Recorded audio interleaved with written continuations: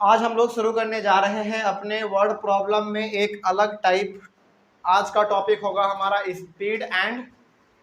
Distance and speed related word problems. इसके पहले तक जो भी प्रकार के हम लोगों ने वर्ड प्रॉब्लम पढ़े हैं, क्या उसमें कोई दिक्कत किसी को? कोई दिक्कत नहीं है। तो हम लोग आज अपने इस टॉपिक को आगे बढ़ाएंगे। यानी कि आज हम लोग बेसिकली डिस्कस करने वाले हैं डिस्टेंस और स्पीड से मिलता जुलता वर्ड प्रॉब्लम। ठीक है, इसको हम लोग पढ़ेंगे। पढ़ने से पहले कुछ कॉन्सेप्ट भी हम लोग यहाँ पे लेंगे और इससे रिलेटेड एनसीईआरटी से आपका एक सवाल लेंगे और एक ही सवाल के थ्रू हम आपको ये वाला कॉन्सेप्ट समझाने की कोशिश करेंगे, जो कि अभी हम यहाँ पे समझेंगे, है ना। और इसी प्रकार का बेसिकली सवाल आपके एनसीईआरटी बुक में भी दिया गया है, अप स्ट्रीम वाला, डाउन स्ट्रीम वाला। ये अप स्ट्रीम क्या है, डाउन स्ट्रीम क्या है, इसके बारे में हम लोग पहले यहाँ पे पूरा का पूरा कॉन्सेप्ट समझेंगे। उसके बाद एनसीईआरटी से ये एक सवाल लिया गया है आपके बुक से, एनसीईआरटी से। इसी को सॉल्व करते हुए हम लोग ये जान जाएंगे कि आखिर डिस्टेंस और स्पीड से रिलेटेड सवाल कैसे बनाना है इस चैप्टर में। ठीक है, चलिए। तो एक क्वेश्चन हमारे पास एक ही रहेगा, लेकिन इस क्वेश्चन को बनाने से पहले कुछ फॉर्मूला है, कुछ कॉन्सेप्ट है जो कि हम लोगों को समझना पड़ेगा। ठीक है, चलिए। आपने कभी ना कभी डिस्टेंस का फॉर्मूला पढ़ा होगा। डिस्टेंस इज इक्वल टू क्या होता है? नहीं, distance is equal to speed into time. Distance is equal to speed into time. क्या पढ़ा आपने? ये चीज नहीं पढ़े? कोई बात नहीं, यहाँ पे आप जान लीजिए। यानी कि एक फॉर्मूला हमारे पास है डिस्टेंस निकालने का।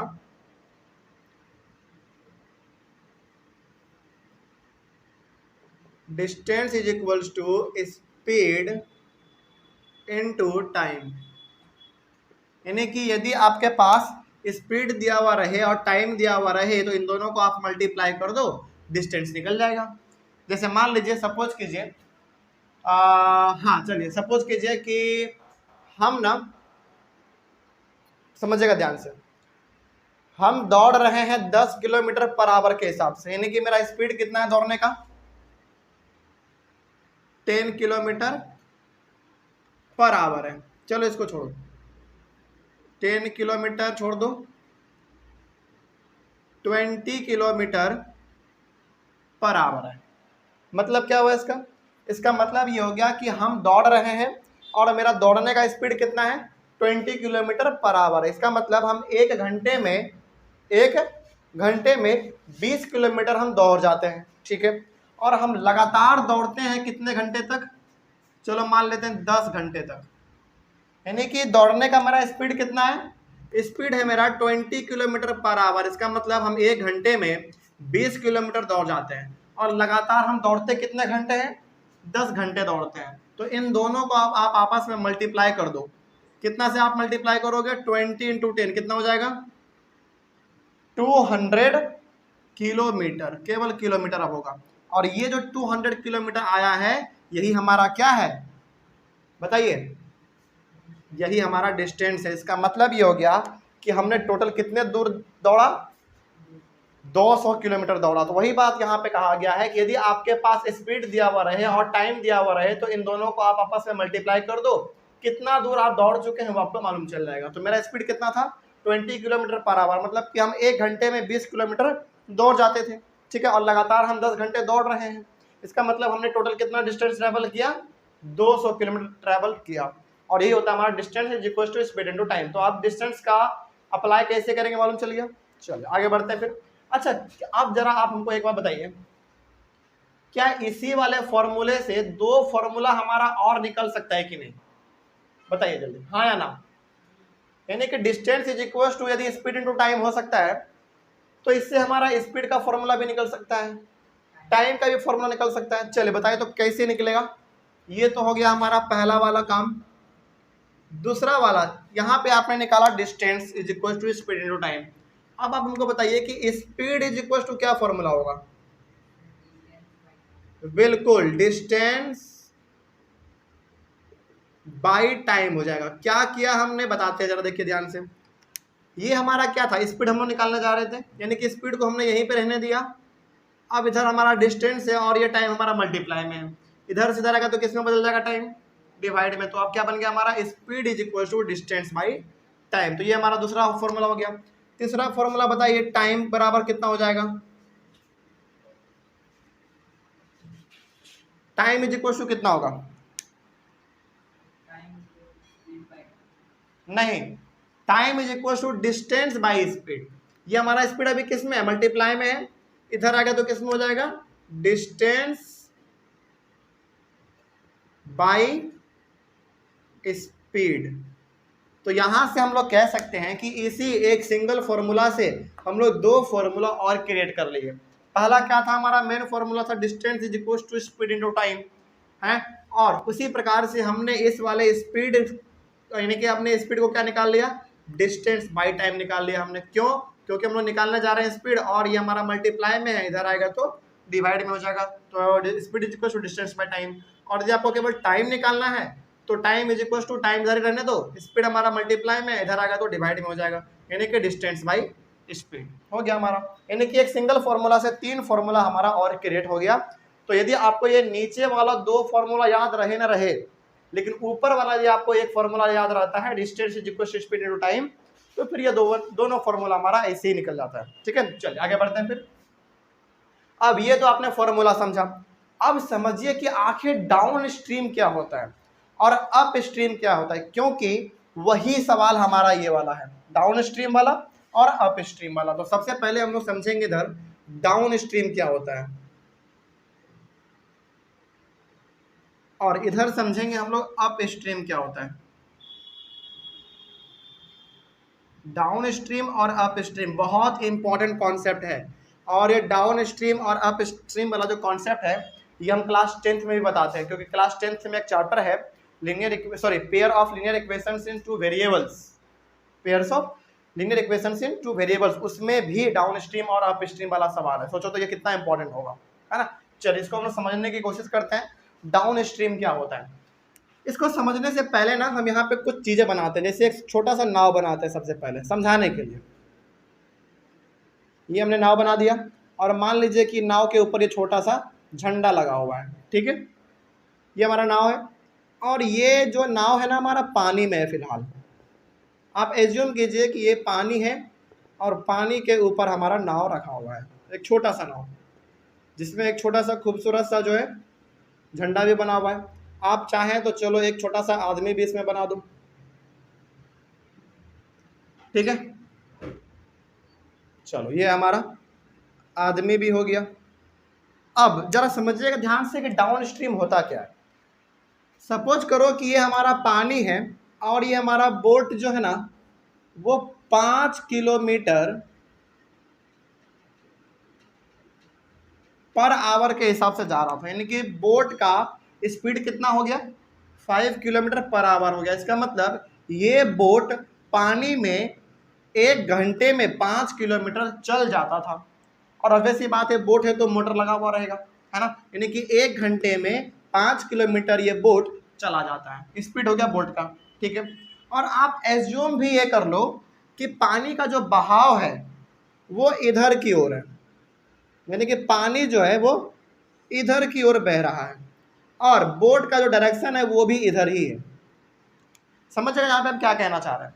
ये बोट जो हमारा है वो इधर से इधर की ओर जा रहा है, जिसका स्पीड कितना है, 5 किलोमीटर पर आवर है, पहली बात। दूसरी बात, पानी का जो बहाव है वो इधर से इधर की ओर ही है, ठीक है, यानी कि जिस डायरेक्शन में पानी जा रहा है उसी डायरेक्शन में हमारा बोट भी जा रहा है। और पानी के बहने का स्पीड आप मान लो कितना, सपोज कर लो 3 किलोमीटर पर आवर, यानी कि ये जो पानी है वो 3 किलोमीटर पर आवर के हिसाब से बह रही है, मतलब कि 1 घंटे में 3 किलोमीटर ये पानी भी बह जाती है। तो अब जरा आप सोच के बताइए, बोट का जो अपना स्पीड है 5 किलोमीटर पर आवर, वो तो अपने गति से जाएगा ही जाएगा, वो अपने स्पीड से आगे बढ़ेगा ही बढ़ेगा, प्लस पानी का स्पीड कितना है, 3 किलोमीटर पर आवर है, और पानी के ऊपर ही हमारा बोट है ना। तो बताइए बोट का स्पीड अब बढ़ जाएगा या घट जाएगा, बिल्कुल बढ़ जाएगा। क्यों बढ़ जाएगा, क्योंकि देखिए ये बोट अपने स्पीड से जा रहा था 5 किलोमीटर पर आवर के हिसाब से जा ही रहा अपना, प्लस ये पानी के ऊपर है और पानी का स्पीड कितना है, 3 किलोमीटर पर आवर है। इसका मतलब अब बताइए बोट का टोटल स्पीड कितना हो गया, 8 किलोमीटर पर आवर होगा। क्यों, क्योंकि पानी तो अपना गति से बहेगा ही बहेगा, उसका 3 किलोमीटर पर आवर उसका स्पीड है, और बोट का स्पीड कितना है, 5 किलोमीटर पर आवर। मतलब कि बोट जो अपना जा रहा था वो तो जा ही रहा था, प्लस पानी क्या कर रहा है उसको और स्पीड से लेके चला जा रहा है, है ना। अच्छा, आपने कभी ना कभी कभी गंगा जी में आप नहाने के लिए गए हो? नहाने के लिए आप जब जाते हो, जिधर हमारा पानी का बहाव होता है उधर की आप और तैरना शुरू करते हो तो आप जल्दी आगे बढ़ते हो, है ना। तो वही चीज यहाँ पे भी हो रहा है। तो अब हमारा इस बोट का टोटल स्पीड कितना हो गया? 5 + 3 = 8 किलोमीटर पर आवर हो गया। ये हो गया बोट का अब रियल वाला स्पीड। क्या कोई दिक्कत इसमें? बात समझ में आई है?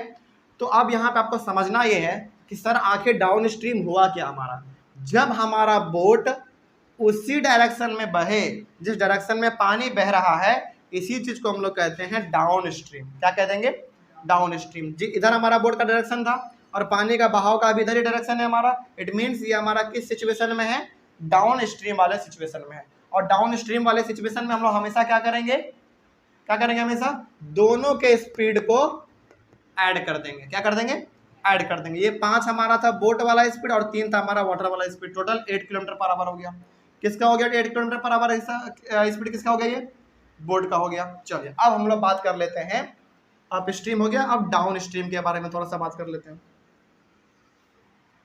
डाउन स्ट्रीम हो गया, अब अप स्ट्रीम।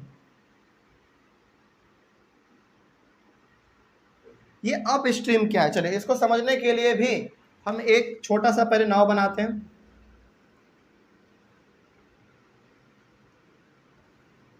और यहाँ पे भी झंडा है और यहाँ पे भी एक बच्चा या फिर कोई भी मान लीजिए बैठा हुआ है।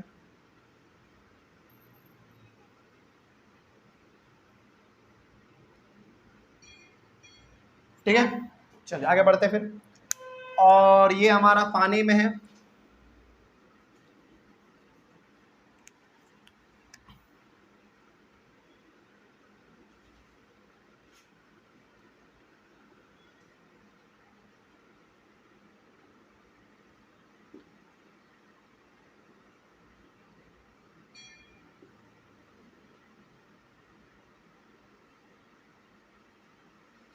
हाँ समझिए अब ध्यान से, ये हमारा बोट है और ये जो बोट का डायरेक्शन है जाने का वो इधर की ओर है और इसका इस बार भी जो स्पीड है वो 5 किलोमीटर पर आवर है। ठीक है, और दोबारा इसमें समझिए कि लेकिन इसमें इस बार जो है पानी का बहाव इधर की ओर है। पानी का बहाव इस बार इधर की ओर है।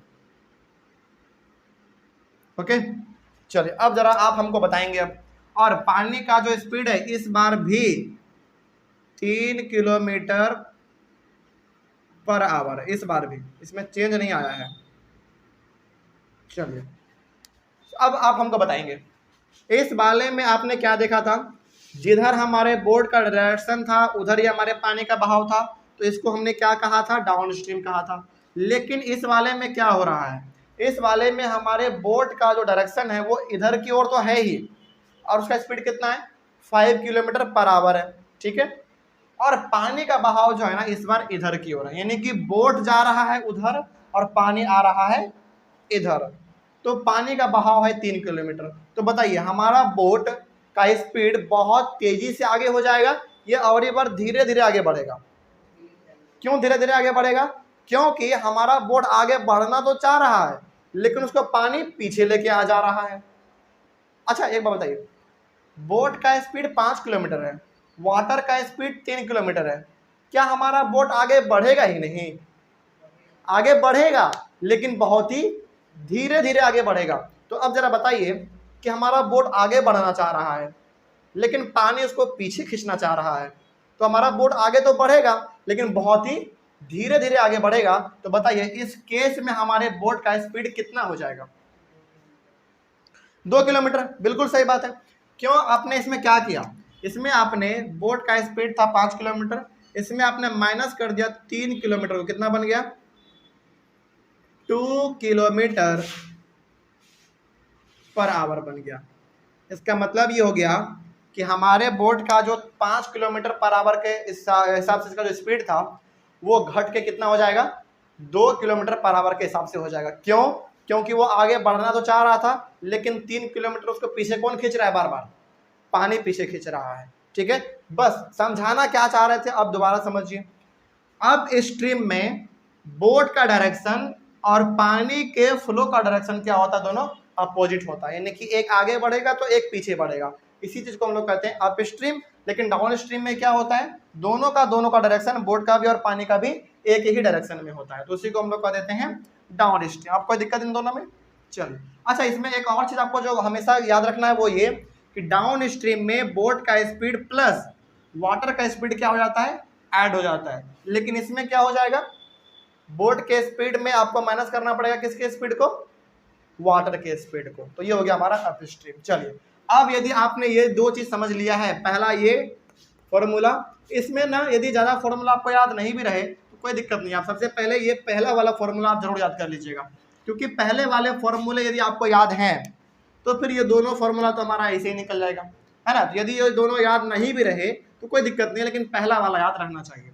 तो इस कॉन्सेप्ट को पूरा का पूरा समझने के लिए और इस सवाल को सॉल्व करने के लिए आपको दो चीज मालूम होना चाहिए। सबसे पहला ये वाला फॉर्मूला और दूसरा डाउन स्ट्रीम और अप स्ट्रीम। इसमें समझना क्या था, केवल बस इसमें समझना यह था कि डाउन स्ट्रीम में बोट का डायरेक्शन और पानी के फ्लो का डायरेक्शन दोनों सेम होता है डाउन स्ट्रीम में। अप स्ट्रीम में क्या होगा, बोट का डायरेक्शन और पानी के फ्लो का डायरेक्शन दोनों अपोजिट रहेगा। बोट आगे बढ़ेगा तो पानी उसको पीछे खींचना चाहेगा, ठीक है। इसमें एक और चीज क्या था याद रखने वाले, इसमें डाउन स्ट्रीम में बोट का स्पीड और पानी का स्पीड दोनों क्या हो जाता है, ऐड हो जाता है, लेकिन इसमें क्या हो जाएगा, सब्ट्रैक्ट हो जाएगा। बस ये इतना यदि आपको याद है तो अब जो हम लोग ये सवाल बनाएंगे ये बन जाएगा, ठीक है। चलिए अब पढ़ा जाए कि आखिर सवाल में क्या कह रहा है। देखिए जरा ध्यान से, क्योंकि ये चीज समझ गए तो फिर ऐसा सवाल दो तीन आपको और मिलेंगे एनसीईआरटी में आपके एक्सरसाइज में, तो वो बन जाएगा। सबसे पहला लिखा हुआ है अ स्टीमर गोज। अच्छा, स्टीमर का मतलब क्या होता है, स्टीमर का मतलब आपने कभी ना कभी किसी ना किसी मूवी में जरूर देखा होगा, ऐसा शिप जो कि कोयले पे चलता है, देखा आपने, जिससे कि धुआं निकलता है। रेल का बात नहीं कर रहे हैं, ट्रेन का नहीं, ट्रेन भी पहले आता था कोयला वाला जो कि कोयले पे चलता था ट्रेन, उसको हम लोग कहते थे स्टीम इंजन, ठीक है। लेकिन हाँ, यानी कि स्टीमर हमारा क्या होता है, वैसा बोट जो कि किस पे चलता हो, कोयला पे, यानी कि जब वो चलेगा आगे बढ़ेगा तो उससे क्या निकलता रहेगा, हमेशा धुआं निकलता रहेगा, उसी को हम लोग कहते हैं स्टीमर। आपने मूवी में देखा होगा ऐसा कुछ ना कुछ। चलिए आगे बढ़ते हैं। तो वही एक स्टीमर है, स्टीमर गोज डाउन स्ट्रीम, वही एक बोट जिसको आपने स्टीमर कहा, वो क्या करता है, डाउन स्ट्रीम जाता है। अच्छा, जैसे आपके सामने वर्ड आया डाउन स्ट्रीम, क्या समझ लेना है कि वो वाला बोट पानी के धारा के साथ ही बह रहा है, यानी कि पानी का धारा और बोट का स्पीड दोनों क्या हो जाएगा, ऐड हो जाएगा। चलिए आगे बढ़ते फिर। From one port to another in 9 hours, यानी कि एक बोट है जो कि एक पोर्ट से दूसरे पोर्ट तक जाता है, कितने टाइम में, 9 घंटे में चला जाता है। तो सपोज आप कर लो कि मान लीजिए हमारा यहाँ पे एक पोर्ट है ए और यहाँ पे हमारा पोर्ट है दूसरा बी, तो वो क्या करता है, इधर से इधर की ओर जाता है, कितना टाइम समय लगता है उसको, 9 घंटा उसको लगता है। पोर्ट का मतलब क्या होता है, बंदरगाह, जहां पे बड़े बड़े जहाज आके लगते हैं, ठीक है। आगे बढ़िए फिर। तो वो पहला स्टीमर क्या करता है, डाउन स्ट्रीम जाता है, यानी कि बोट का डायरेक्शन भी हमारा इधर ही होगा और पानी का डायरेक्शन भी हमारा इधर ही होगा। तो वो उसको ए से लेकर बी तक जाने में टोटल समय कितना लगता है, 9 घंटा लगता है। आगे बढ़िए फिर। It covers the same distance up stream in 10 hours, लेकिन जब वो दोबारा बोट ए से बी पे पहुंचता है और बी से ए की ओर जब वो दोबारा आता है ना, तो उसको इस बार 10 घंटा लग रहा है। जरा सोचना ऐसा क्यों हो रहा है, क्योंकि वो अप स्ट्रीम जा रहा है। समझ में आ गया बात। पहला बार में उसको मात्र 9 घंटा ही क्यों लग रहा है ए से बी की ओर जाने में, क्योंकि वो डाउन स्ट्रीम जा रहा है, यानी कि पानी का बहाव भी उधर ही है और बोट का डायरेक्शन भी उधर ही है, इसलिए उसको क्या लग रहा है, समय कम लग रहा है, 9 घंटा लग रहा है बस। हाँ बिल्कुल बिल्कुल, समझ के बात को, यानी कि पानी का डायरेक्शन भी उधर ही है और बोट का डायरेक्शन भी उधर ही है पहले वाले में, तो उसको कितना लग रहा है समय, बस 9 घंटा लग रहा है। लेकिन दूसरे बार में जब ये ए से बी पे पहुंच जा रहा है और बी से दोबारा जब ए की ओर आ रहा है तो उसको 10 घंटा लग रहा है। इसका मतलब कहीं ना कहीं पानी का डायरेक्शन और बोट का डायरेक्शन क्या हो रहा है, अपोजिट हो जा रहा है, और अपोजिट में हमेशा क्या लगेगा, समय ज्यादा लगेगा, क्योंकि बोट उधर से आना तो चाहेगा लेकिन पानी इसको पीछे धकेलना चाहेगा, तो समय क्या लगेगा, ज्यादा लगेगा। चलिए ठीक है, आगे बढ़ते हैं फिर। If the speed of stream, stream का मतलब पानी, पानी का धारा, बेसिकली आप कह सकते हैं स्ट्रीम का मतलब पानी का बहाव।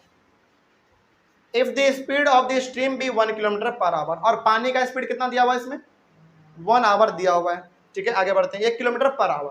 आगे find the speed of the steamer in still water. अब इसमें आपको पता क्या करना है, ये जो स्टीमर था हमारा, यानी कि जो बोट था धुआं फेंकने वाला बोट, इसका आपको स्पीड निकालना है किसमें, स्टील वाटर में। स्टील वाटर का मतलब क्या होता है मालूम है, एकदम शांत पानी, जहां पे जरा सा भी हलचल ना हो, यानी कि उसमें जरा सा भी बहाव ना हो, उस वाले पानी में हमको इस स्टीमर का स्पीड निकालना है। यानी कि आप क्या कर दो, नदी से उस जहाज को उठा के शांत वाले पानी में डाल दो, तो बताओ कि वहां पे उसका क्या स्पीड होगा, पहला ये निकालना है। दूसरा, and the distance between the ports, और दो जो पोर्ट था, पोर्ट ए और पोर्ट बी, इन दोनों के बीच में डिस्टेंस कितना है, यानी कि दोनों के बीच में दूरी कितना है, कितने दूर पे दोनों लोकेट करता है, ये आपको पता करना है। चलो, तो सवाल बड़ा ट्रिकी है, इसको हम लोग सॉल्व करने की कोशिश करते हैं, देखा जाए कैसे बनता है इस प्रकार का सवाल। सबसे पहले आप हमको यहाँ पे एक बात बताइए, इसका सॉल्यूशन पहले हम लोग यहाँ पे करते हैं। सबसे पहले बताइए इसमें आपको निकालना क्या है, find the speed of steamer in still water ना, क्या वो आपको मालूम है, नहीं मालूम है, तो क्या कर लेंगे, x मान लेंगे। तो यहाँ पे आपको मानना पड़ेगा late the speed of steamer, let the speed of steamer in still water be x kilometre per hour. यानी कि उस स्टीमर का, यानी कि उस बोट का स्टील वाटर में स्पीड कितना है, वो हमने कितना मान लिया, x किलोमीटर पर आवर मान लिया, ठीक है। अच्छा, अब जरा आप हमको एक बात बताइए, आपने स्टीमर के स्पीड को x किलोमीटर मान लिया, मतलब कि आप ये मान के चलिए कि अब हमको बोट का स्पीड क्या हो चुका है, मालूम हो चुका है, कितना, x किलोमीटर। बोट का स्पीड आपको मालूम चल गया x किलोमीटर, और पानी का स्पीड कितना दिया हुआ, जरा देखिए पीछे क्वेश्चन में 1 किलोमीटर दिया हुआ है। तो अब यहां पे आप लिखेंगे द स्पीड ऑफ स्ट्रीम, या फिर आप ब्रैकेट में वाटर भी लिख सकते हो, द स्पीड ऑफ स्ट्रीम यानी कि water is equals to 1 kilometre per hour, ये भी तो दिया हुआ है ना। यानी कि ऊपर में उस बोट का स्पीड आपका मालूम चल गया x किलोमीटर, और वो बोट जिस पानी में है उस पानी का स्पीड कितना है 1 किलोमीटर पर आवर। तो क्या ये कुछ केस ऐसा ही नहीं लग रहा है क्या, बोट का स्पीड आपने कितना मान लिया, x किलोमीटर मान लिया, इस पानी का स्पीड आपने कितना मान लिया, 1 किलोमीटर आपने माना नहीं है, बेसिकली आपको क्वेश्चन में दिया गया है, ठीक है। चलिए, इतना यदि आप कर चुके हैं, तो अब यहाँ पे हमको डाउन स्ट्रीम और अप स्ट्रीम दोनों का केस अलग अलग बनाना पड़ेगा। सबसे पहले हम लोग बना लेते हैं डाउन स्ट्रीम का। चलो, ऐसे ही आप लोग बनाएंगे तो जल्दी और आसान तरीके से समझ के आप बना पाएंगे। पहले हम लोग बनाते हैं डाउन स्ट्रीम का। चलिए, एक बार बताइए, जब वो बोट डाउन स्ट्रीम में जा रहा था तो उसको समय कितना लग रहा था, क्वेश्चन देख के बताइए। 9 घंटा लग रहा था, तो यहां पे हम लोग लिखेंगे time taken equals to 9 hours. 9 घंटा उसको समय लग रहा था।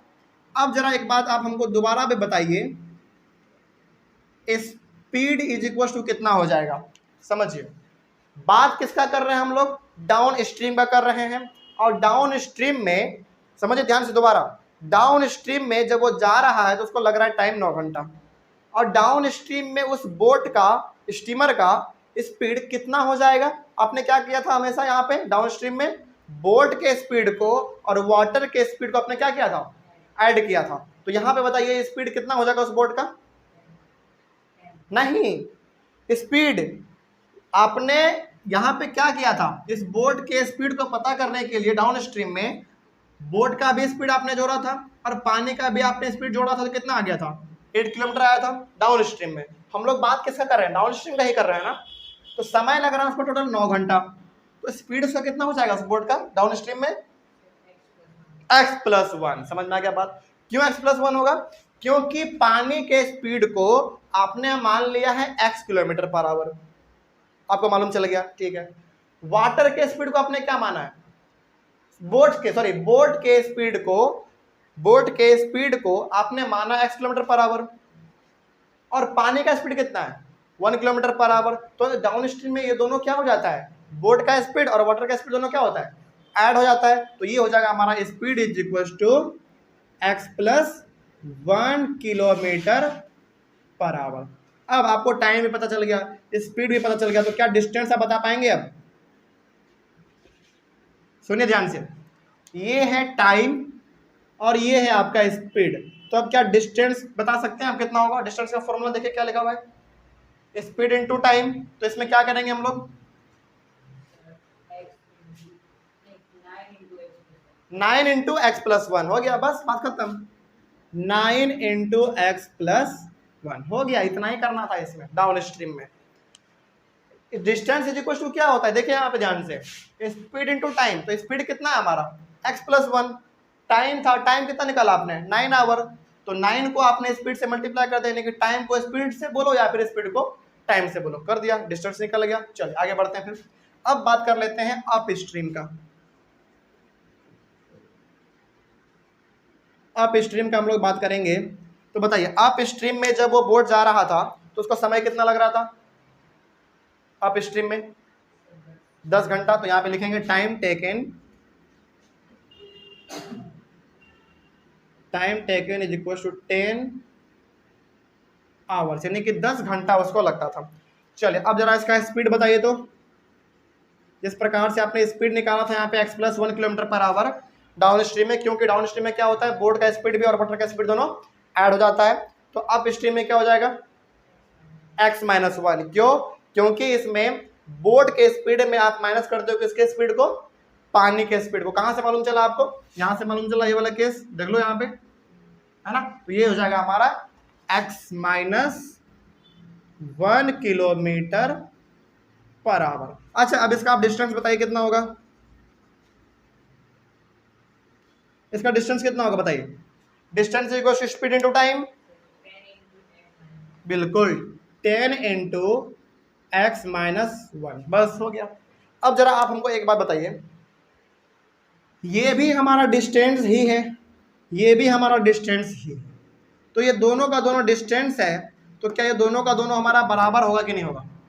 बिल्कुल बराबर होगा, यानी कि दोनों का दोनों डिस्टेंस ही है दो पोर्ट के बीच में, तो दोनों का डिस्टेंस क्या होगा, दोनों पोर्ट के बीच का बराबर होगा। इन दोनों को बराबर करेंगे आप। चलिए हाँ, ऑनलाइन वाले बच्चे आप लोग एक बार इसका स्क्रीनशॉट लीजिए, क्योंकि नीचे हमारे पास जगह नहीं है, तो उसको हमको मिटाना पड़ सकता है। इधर बनाएंगे हम लोग अब, ठीक है, बाकी जो उधर बच गया है इधर बनाएंगे अभी हम लोग।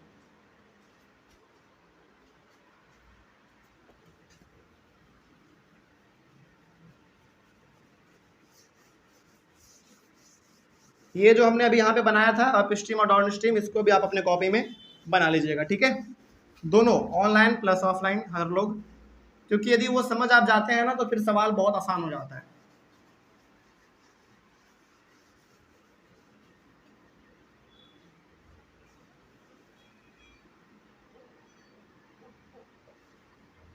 अब आगे बढ़ा जाए। चलिए अब थोड़ा सा हम लोग सीरियस बात कर लेते हैं। तो ये भी हमारा डिस्टेंस है और ये भी डिस्टेंस है, तो दोनों डिस्टेंस क्या होंगे आपस में, इक्वल होंगे। तो अकॉर्डिंग टू द क्वेश्चन वो वाला डिस्टेंस कितना है हमारा 9 इंटू एक्स प्लस 1 बराबर 10 इंटू एक्स माइनस 1। क्यों बराबर है दोनों, क्यों बराबर है दोनों?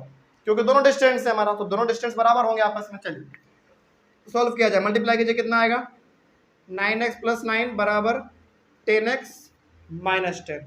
आगे बढ़िए, 9x 10x को धर ले दिया हो तो माइनस 10x हो जाएगा बराबर माइनस 10 माइनस 9, ये हो जाएगा हमारे पास माइनस x बराबर माइनस 19। तो माइनस से माइनस कैंसिल हो गया, x इज इक्वल्स टू 19 आ गया। अब देखिए यहाँ पे ना x का वैल्यू 19 आया और x आपने माना किसको था, जरा ऊपर में देखिए तो, let the speed of steamer in still water be x kilometre per hour, यानी कि हमारा पहला वाला तो काम हो गया। उस स्टीमर का यानी कि जो बोट है उसका स्पीड स्टील वाटर में कितना हो गया 19 किलोमीटर पर आवर हो गया, यानी कि वही वाला बोट जब हम लोग शांत वाले पानी में जाके रख देंगे, जो बोट हमारा यहाँ पे डाउन स्ट्रीम और अप स्ट्रीम में बोट इस्तेमाल हुआ था, उसी बोट को जब हम लोग शांत पानी में जाकर रख देंगे, स्टील वाटर में रख देंगे और उसका जनरेटर स्टार्ट कर देंगे, तो उसका स्पीड कितना हो जाएगा 19 किलोमीटर पर आवर, यानी कि वो 1 घंटे में 19 किलोमीटर वो बोट शांत वाले पानी में भागेगा। 1 घंटे में 19 किलोमीटर। समझ गया? कोई दिक्कत इसमें? चलो, तो यहां पे अब आपको लिख देना है बस hands the speed of steamer, hands the speed of steamer इन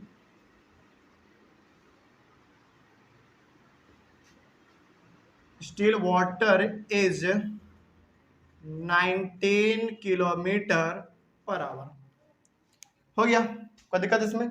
चलिए आगे बढ़िए। अच्छा, इसमें और क्या पूछा गया था? एक क्वेश्चन, इसमें 2 क्वेश्चन था ना? हाँ, एक क्वेश्चन क्या, एक क्वेश्चन तो ये था हमारा कि स्टील वाटर में उस स्टीमर का यानी कि उस बोट का कितना स्पीड होगा। तो कितना होगा? Hence the speed of steamer in still water is 19 kilometre per hour, यानी कि 19 किलोमीटर पर आवर होगा उसका स्टील वाटर में स्पीड उस बोट का। दूसरा इसमें क्वेश्चन पूछा गया था 2 पोर्ट के बीच का दूरी, डिस्टेंस पूछा गया था। तो अब आप यहां पे लिखेंगे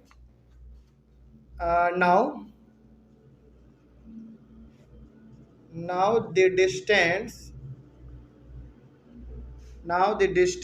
between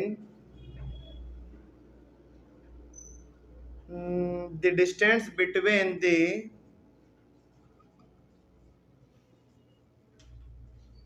टू पोर्ट्स इज, अच्छा 2 पोर्ट के बीच का डिस्टेंस कितना आएगा जरा सोच के देखिए। तो फिर से बता रहे हैं, ये भी हमारा डिस्टेंस ही है और ये भी हमारा डिस्टेंस ही है ना। इन दोनों डिस्टेंस में से किसी में भी आप x का वैल्यू पुट कर दो, डिस्टेंस निकल जाएगा, क्योंकि 2 पोर्ट का बीच का डिस्टेंस क्या रहेगा? बराबर ही रहेगा ना। ऐसा थोड़ी कि आगे पीछे हो जाएगा, नहीं, तो दोनों बराबर रहेगा। तो किसी भी डिस्टेंस में या तो आप ऊपर वाले में या तो नीचे वाले में x की जगह पे x का वैल्यू पुट कर दो, डिस्टेंस निकल जाएगा। तो यहाँ पे हम लोगों ने लिखा है the distance between the 2 ports is, 2 ports r कर लो, कितना ऊपर वाला ही ले लेते हैं, कितना 9 इंटू एक्स प्लस 1, इसको यहाँ पे सॉल्व कर लो 9, और x की जगह पे क्या लिखेंगे आप? x की जगह पे हम लोग 19 लिखेंगे, क्योंकि आपने 19 निकाला प्लस 1, कितना होगा 9 इंटू 20, कितना 180, क्या 180 किलोमीटर, यानी कि आप डिस्टेंस निकाल रहे हो ना, तो डिस्टेंस किस में होगा? इसमें किलोमीटर में हो जाएगा। कोई दिक्कत है इसमें? तो ये हमारा सवाल यहीं पे कंप्लीट हो गया। तो जो हमारा सवाल बनता है डिस्टेंस और स्पीड वाले से, वो इस चैप्टर में खास करके अप स्ट्रीम और डाउन स्ट्रीम वाला ही बनता है। तो अब यहाँ पे कोई दिक्कत नहीं होना चाहिए। चलिए, तो इसी प्रकार से हमारा डिस्टेंस और स्पीड वाला भी खत्म होता है। इस चैप्टर में हमारा एक और प्रकार का वर्ड प्रॉब्लम बच रहा है लास्ट, जो कि है area related word problem, area related. तो उसको हम लोग अपने अगले वाले क्लास में कवर करेंगे। मिलते हैं हम लोग अपने अगले वाले क्लास में। हाँ, एक चीज और आपको कोशिश कीजिएगा कि जो हमने यहाँ पे अप स्ट्रीम और डाउन स्ट्रीम वाला डायग्राम बना के थोड़ा सा समझाया था बोर्ड बना के, उसको जरूर कॉपी कीजिएगा, क्योंकि वो सबसे इंपॉर्टेंट है। यदि वो याद है तो फिर इस प्रकार का सवाल कितना भी आ जाए बन जाएगा। ठीक है, चलिए, तो मिलते हैं अगले वाले क्लास में, और अगले वाले क्लास में हम लोग इस चैप्टर को खत्म करेंगे। ठीक है, चलिए, thank you very much and have a nice day.